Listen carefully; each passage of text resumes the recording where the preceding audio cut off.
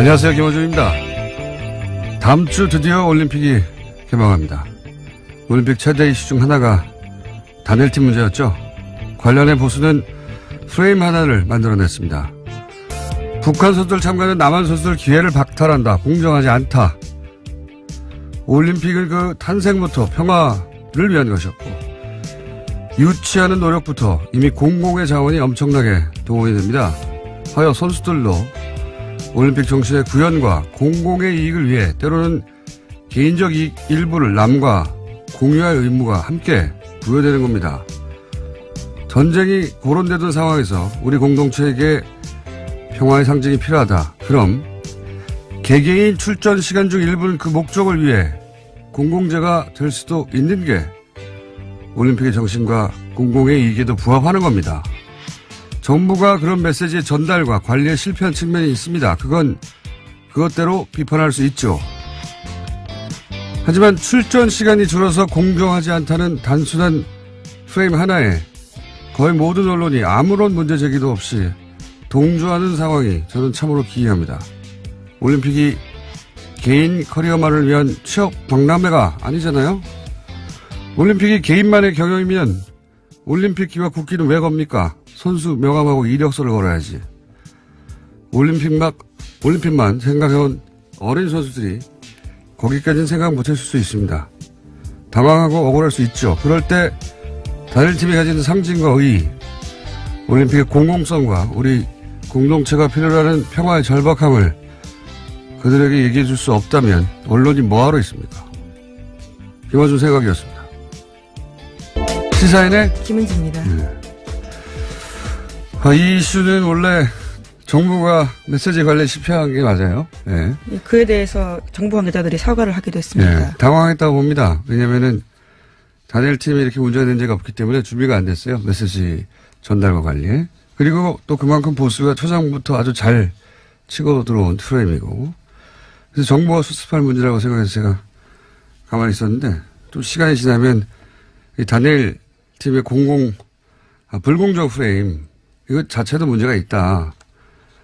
반쪽짜리 프레임이다. 이렇게 얘기할 줄 알았는데 이슈가 다 끝났는데 그런 얘기가 없어서 제가 이제서야 한마디 하는데 고생한 개개인의 기회를 제한하면 안 된다. 맞아요.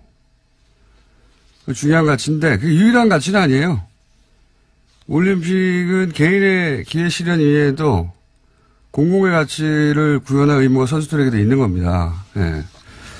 올림픽이 선수 개개인에게 배타적으로 독점할 수 있는 기회가 아니에요. 조금만 생각해보면 당연한 건데, 초장부터 여론이 확 쏠리니까, 무서워서 그런 건지, 비겁해서 그런 건지, 언론이 그런 말을 안 해서 한마디 하고요. 더 웃긴 거는 이런 포인트예요. 보수가 갑자기 개인의 권리가 가장 중요하다는 거예요. 네.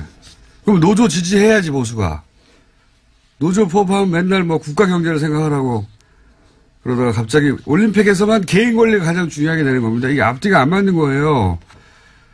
그 프레임에 이따시만한 허점이 있는데 그냥 언론들이 넘어가 주니까 실망입니다. 저는. 자, 첫 번째 뉴스가 뭡니까? 네, 세월호 특별조사의 업무를 방해한 혐의를 받고 있는 박근혜 정부의 해양수산부 장차관이 구속됐습니다. 김영석 전 장관과 윤학배 전 차관에 대한 구속영장이 어제 발부된 건데요. 이들의 구속영장을 심사한 서울 동부지법 양철한 부장판사는 발부 사유를 다음과 같이 밝혔습니다. 범죄 혐의가 소명되고 도망의 우려 및 증거인멸의 우려가 있다라는 겁니다. 세월호 특조위 방해 관련해서 장관이 구속됐습니다. 하도 뉴스가 많아서 이제 구속에 있는데 드디어 세월호 진실규명을 하는 것을 조직적으로 방해한 행위가 이제 구체적으로 밝혀질 시점이 됐습니다. 예. 이렇게 조직적이고 구체적으로 방해를 하려면은 기본적으로 상시 사찰이 있어야 되는 겁니다. 상식적으로. 그래야 미리 막죠. 당연하게.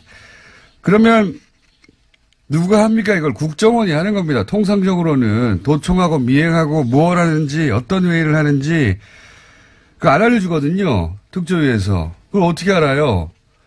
그 공관을 도청하거나 사람들의 통화를 도청하거나 사람들을 미행하거나 기본적인 사찰이 없으면 이게 사건이 터지고 나서는 막기가 어렵잖아요. 이미 언론을 타면. 미리 알아야 되거든요. 자, 그러면은 이제 특조위의 기밀을 어떻게 수집했는가 또는 뭐. 그와 같은 내용도 나왔습니다.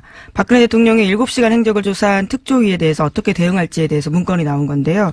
2015년 11월 달에 특조위가 세월호 참사 당일에 박근혜 전 대통령의 7시간 행적 조사하기로 했습니다. 그 당시에 강하게 반발하면서 새누리당 추천위원 4명이 나갔는데요. 그에 대한 내용들이 똑같이 문건에 쓰여 있습니다. 당시에 치밀한 보안이 요구되어서 특조위 상임위원조차도 내용들을 몰랐었는데 이에 대해서는 비공개 일정과 내용, 행적조사 안건이 언제 어떻게 의결될지도 다 쓰여 있었다라고 합니다. 그거 다 이제 밝혀야 되고, 이거 어떻게 합니까? 당연히. 여기서 국정원은 왜 기여했고, 정부는 왜 재난의 진실을 파헤치는데, 이렇게까지 방해를 했는가. 이제 거기서부터 다시 시작해야 되는 거죠. 자. 네, 박근혜 정부의 청와대가 어떻게 개입됐는지 좀 구체적으로 나오고 있는데요.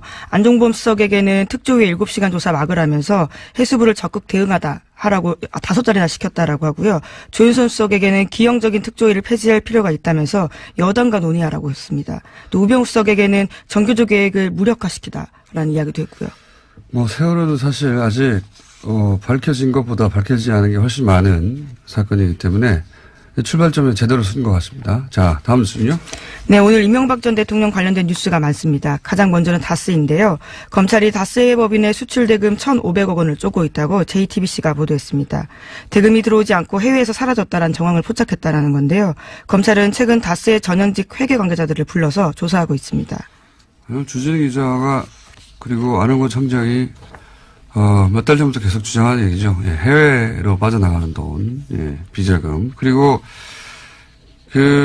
제가 2012년에 싱가포르에서 예, 이런 비자금이 그쪽으로 모인다 이런 첩보를 입수하고 그때부터 추정한 적이 있어요.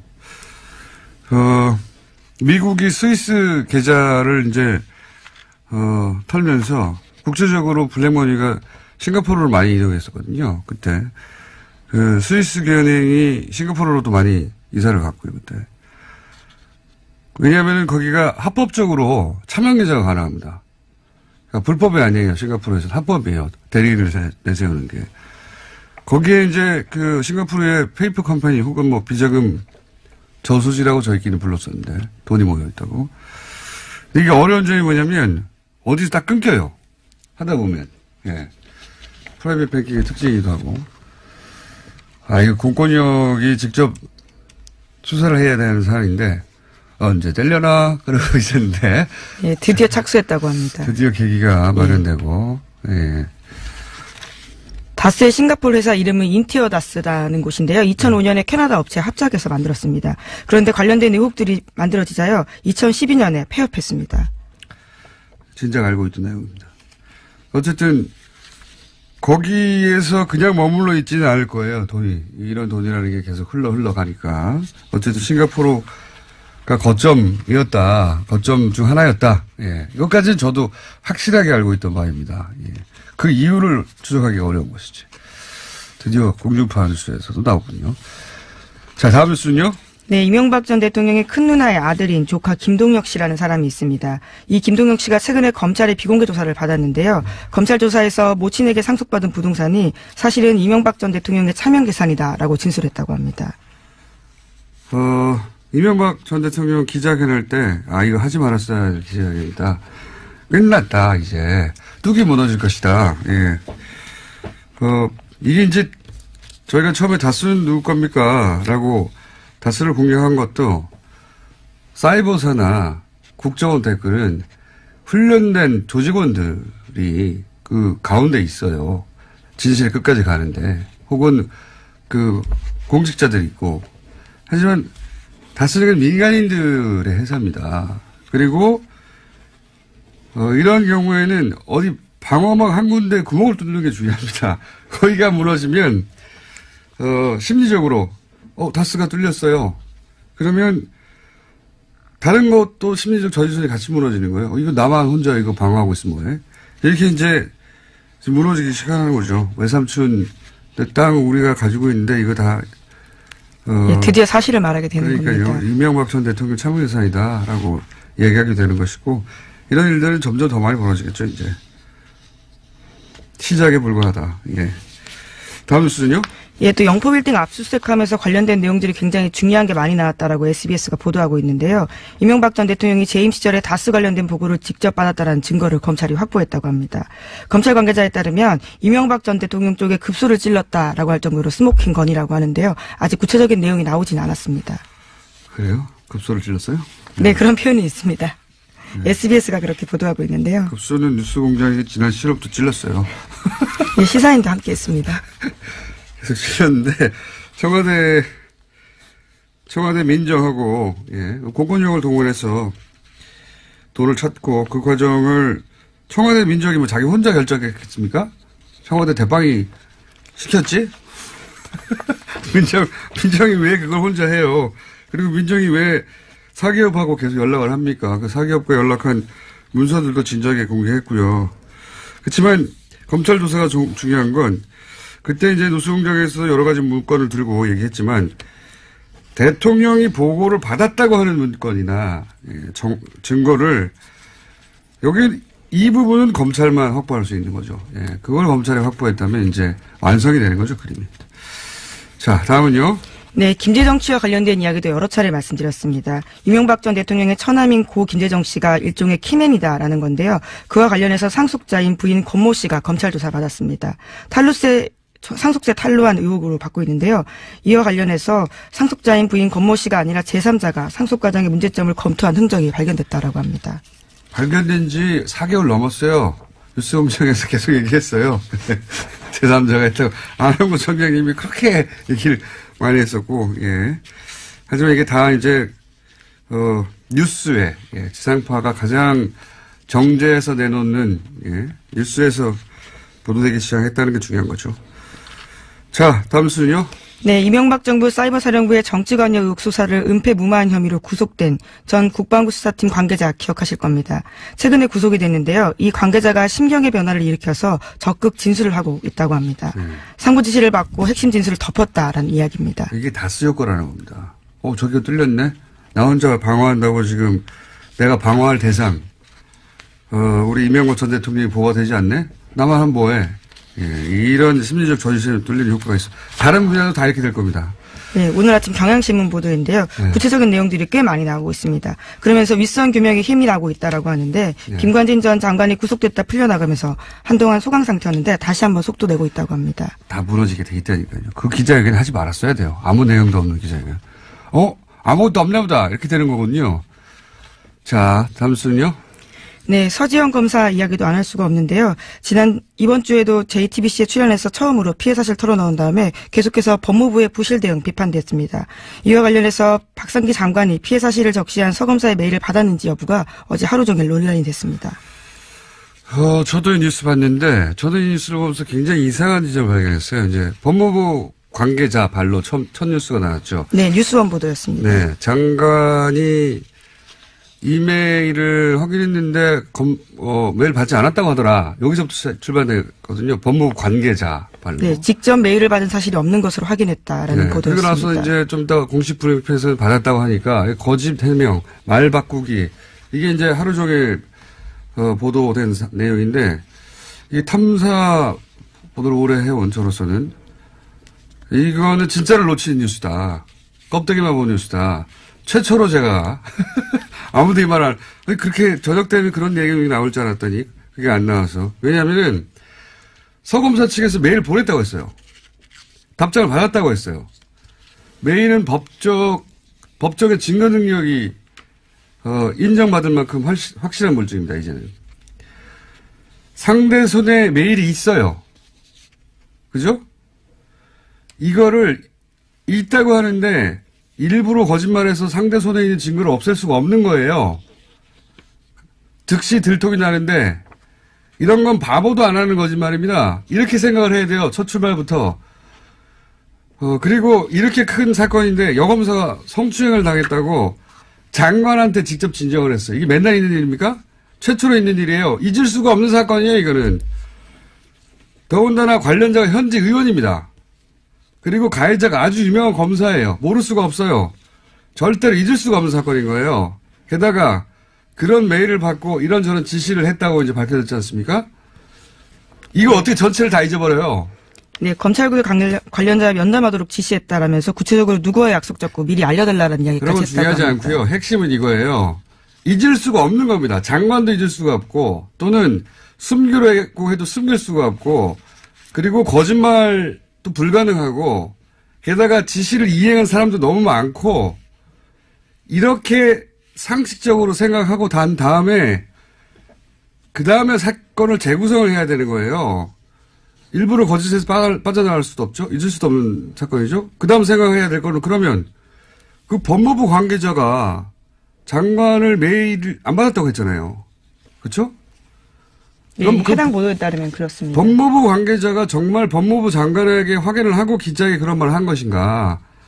제가 보기엔 이 사태의 진짜 주인공은 이 법무부 관계자입니다. 그 관계자가 장관님 메일 안 받았어요? 받았어요. 확인을 했는지 여기서부터 다시 확인해야 되는 거예요. 제가 보기엔 이거 거짓말입니다. 확인했다는 건. 다시 말씀드리지만 상대한테 물증이 있고 잊을 수 없는 사건인데 면담한 직원도 있어요. 관계자가 많아요. 아는 사람이 너무 많아. 장관이 거짓말해서 피할 수도 없고 얻을 이득도 없어요. 이렇게 생각을 못하면 기자들이 관성적으로 그냥 법무부 관계자와 법무부 브리핑이 차이가 나. 아싸 거짓말 이렇게 기사 쓴 겁니다. 이렇게 하면 맨날 껍데기 기사가 나오는 거예요. 진짜 질문은 그 관계자는 왜 그랬냐. 10중 8구 제가 보기엔 거짓말했어요. 이걸 파야 진짜 뉴스가 나온다. 법무부 장관이 조직 장악이 안 된 건가? 아니면은 이전 정부의 인사 일부가 사보타지를 하고 있는 건가? 이걸 못 보면 진짜 뉴스가 안 나오는 거예요. 왜냐하면 이렇게 하고 나면은 가해자는 사라지고 박상기 법무부 장관만 남는 거예요. 사건의 주요 인물인 것처럼. 하여튼 마음에 안 듭니다, 요새. 자. 네, 어쨌거나 서 검사도 법무부 담당자 만나서 진상조사 요구했는데요. 해가 넘도록 조치가 치러지지 않았다는 점도 이야기하고 있습니다. 그 점은 그 점대로 따질 일이에요. 예, 그 점은 그 점대로 따질 일이고 피해자 입장에서 만족스럽지 않은 거죠. 예. 근데 이제 사건의 포인트가 법무부 장관이 아닙니다. 제가 보기엔. 이 첫 보도가 나간 관계자를 봐보세요. 그리고 관계자와 장관의 말이 일치하는지 확인해 보세요. 거기서부터 진짜 사건이 숨어 있다. 자, 다음 수는요? 예, 오늘 아침에 한국일보에서 안철수 국민의당 대표의 인터뷰가 있었는데요. 예, 바른정당과 손잡고 통합신당 준비하고 있는 중입니다. 이에 대해서 지방선거 이야기가 좀 나왔었는데 6.13 지방선거나 재보궐선거 출마 등 모든 가능성이 열려있다라는 이야기를 했습니다.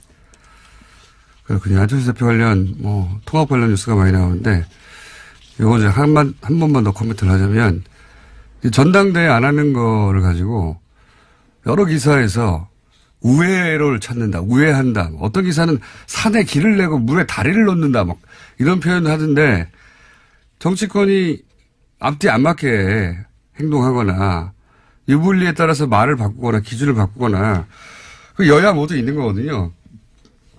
그리고 또 출입 처면은 또 막 공격하기도 그렇잖아요. 그래서 적당히 덮어주기도 하죠. 근데 이건 예를 들어서 이 우회로다, 전당대회 안 한 거. 우회한다. 산에 길을 내고 물에 다리를 넣는다. 이건 너무 만져주는, 이거 애모예요. 이렇게 표현하면. 이렇게 하면 안 되는 겁니다. 표현이 너무 선정적인 것 같은데요. 너무 깜짝 놀랐습니다. 적당히 해야죠, 적당히. 보세요. 합당은 전당대회에서 결정한다. 오늘 열받네요. 당원이 그래요? 근데 안철수 대표 측이 장악한 중앙위가 당원을 개정해요. 전당대회 안 하고 그냥 당원 투표를 한다고. 그러면서 뭐라고 하냐면 당원을 개정하면 즉시 효력이 발생하고 다음 전당대회에서 추인을 하면 된다. 이렇게 말해요. 추인을 안 했는데 어떻게 효력이 즉시 발생합니까?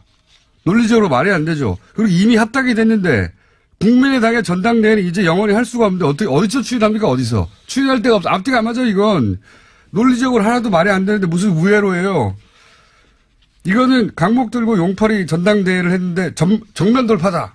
이렇게 말해주는 것과 마찬가지인 겁니다. 적당히 좀 해야지. 민망해요, 진짜. 뭐 우회로예요, 이게. 아유, 바보같이 정말. 자, 어제 블랙하우스에서 여기까지 하고 끝내죠. 공중파에서 최초로 포털에서 매크로가 가능하다. 기술적으로 가능하다. 이걸 시연했는데, 당연히 네이버에서는 검색어에 등장하지 않았고, 공중파에서 네이버, 매크로 가능해. 신기하거든요. 검색해 봐야 돼요. 등장하지 않았고, 당연히 예상한 바입니다만. 그러면 안 됩니다. 네이버. 이 또한 지나가리라. 그렇지 않습니다. 예. 블랙하우스 한번 검색해 보시고, 다른 건 몰라도, 그건 보셔야 됩니다. 매크로가 가능하다는 거. 오늘 뉴스도 많고 할 말도 많았네요. 네. 답답한 하루였습니다. 자, 지금까지 김은지였습니다. 감사합니다.